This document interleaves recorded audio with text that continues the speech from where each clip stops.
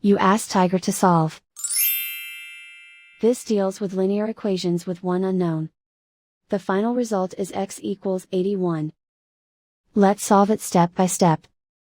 Group all constants on the right side of the equation. Add 20 to both sides. Simplify the arithmetic.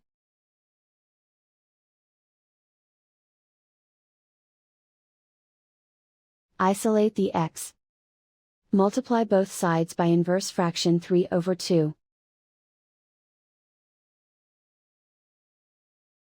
Group like terms.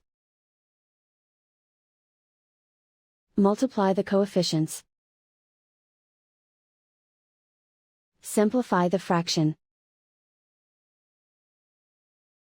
Multiply the fractions. Simplify the arithmetic. And so the final result is x equals 81.